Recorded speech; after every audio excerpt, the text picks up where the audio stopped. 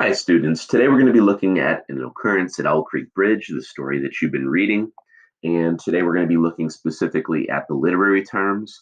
And then I'm also going to guide you through where you can get to the Pearson activities for it. So just follow along with me today. Not a lot of terms, but you will need your book because we're going to need to put these literary terms in our book and make sure that they're highlighted and written in our notebooks if we have them so that you can be prepared for the quizzes and the tests that are coming later.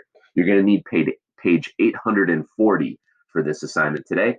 And then, of course, having your Chromebook ready to go jump onto Pearson in a minute, too.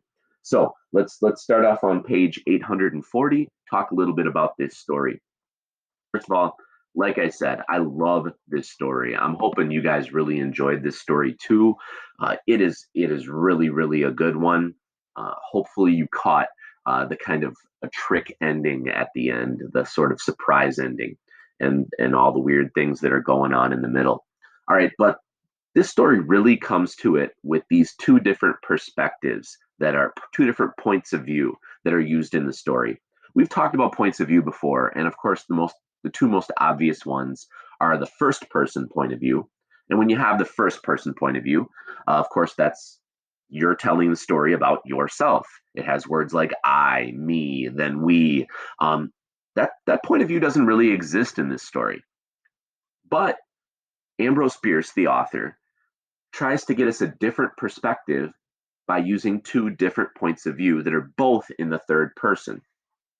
There's a narrator that runs all the way through this story. However, the narrator changes at different points.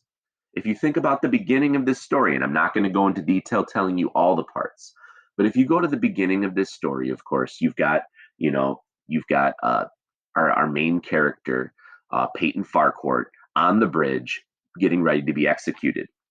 And at that point, we know all the details about what's going on. We know all the different things about what's happening, and there's two different perspectives that are going here. One of them is called the omniscient third person point of view. I think most of you know what that word omniscient means. It means all knowing, knows everything. An omniscient third person point of view is where the narrator is an outside person, so he's going to be using words like he, she, they. But this narrator knows everything that happens and everything that anyone is thinking. This is the omniscient third person point of view. This is probably the most common third person point of view that we have.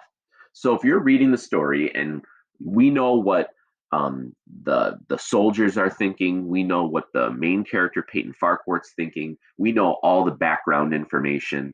That's probably omniscient third person point of view right now. There's a second point of view that Ambrose Bierce uses, which is a lot more rare, and this is called a limited third person point of view. This one, the reader's information is limited to what a single character feels, thinks, and observes. This point of view also exists in the story. Your trick is going to be to figure out when it starts to change to that. When you have a limited third person point of view, you don't know all the details of what's going on. You just know what one character is thinking and looking at and observing. So, in other words, this part, one example I can give you is when Peyton's in the river. When he's in the river, we get all the emotions that he's thinking and feeling without any details about what anybody else is thinking or feeling. That's one example in this story when the limited third person is used. Of course, you're going to have to find a couple other examples as you do the activities today. But the limited third person point of view really gives us kind of tunnel vision. The narrator tells us exactly what one person is doing, but it doesn't tell us anything about anyone else. So that's limited third person point of view. These points of view are going to be really important and good because possibly you might want to use some of these points of view when you're writing your narrative story that we talked about on Monday. All right. And then there's one more literary term that Ambrose Bierce really uses, and that is called the stream of consciousness.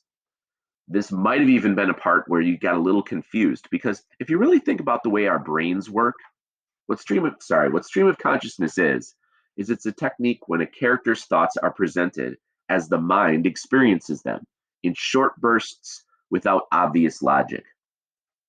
I want you to just imagine yourself back in a classroom, like when we used to actually have a classroom in class, and you're sitting there in one of my classes. And if I could jump into your brain right now, if I had a limited third person point of view and I could experience and think about everything you are in a classroom during class, I am guessing it is not very organized. It doesn't even have logic. It's not like you're focused on every word I'm saying all the time, are you? I mean, our brains jump around. We might be thinking, oh, I wonder what we're having for supper. And then all of a sudden, our attention jumps to the pen in our hand. And then all of a sudden, oh, we're back to class for a minute and we're thinking about stream of consciousness. And then, um, oh, what is that girl wearing? And you're looking at the outfit of the person sitting next to you. And then you're like, ooh, my ankle kind of hurts. And your brain just jumps around and around like a ping pong ball. And at least that's how my brain works. And I think everyone's brain works that way. When an author uses stream of consciousness, the author will actually write the story using that kind of writing style. And that definitely happens here in Occurrence at Owl Creek Bridge. Peyton Farcourt, our main character, there's parts in this story where all of a sudden his brain is going from one thing to the next thing to the next thing. And it doesn't even really make sense. It's like, why is he looking at that leaf right now? Like, why is he paying so much attention to that leaf in that tree? And then all of a sudden he's looking at a road. And then all of a sudden he's looking at his wife. And the stream of consciousness just bumps around. What it does is it really creates a lot of tension, suspense, and you're like, what's going to happen? What's going on? Why is this brain bouncing around like this? And it kind of adds excitement to the story. So those are the three literary terms I really want you to remember. Of course, these 2 points of view, omniscient and limited third person, and then the stream of consciousness. Finally, I'm going to quickly show you how to do the activities in Pearson today. If you go into Pearson right here, again, you're going to sign in. I've got Tyler's information, as I always do. Thank you, Tyler. You're going to jump in like here, and you're going to go into your red classes tab. If you've never clicked on it before, it's going to be right here under Not Started. If you have clicked on it, it's going to be in progress. I click on this one right here, an Occurrence at Owl Creek Bridge, and click on it again. It's going to take me right here to my activities and my story, which of course, this is another place you can always read it if you need to. All right, I always like to hide the picture because, well, makes it easier. Go under Making Meaning here, and you drop down to Analyze, Craft, and Structure. And this is pretty straightforward and simple today.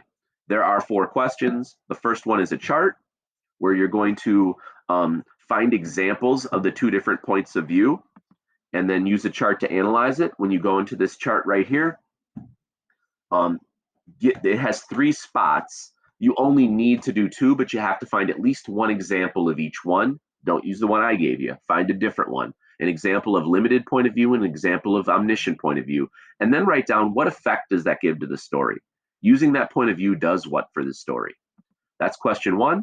Then you're also going to do question 2. Remember, question 2 does have an A and a B part, so make sure you label both of the A and the B in your notebook here.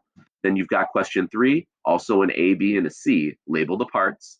And question 4, an A, B, and a C. So once you answer all of those different parts, that's it. You don't have to go into any other tab. You click Turn In, and you're done. That's all for today. That is the entirety of the assignment. Take it easy. Bye.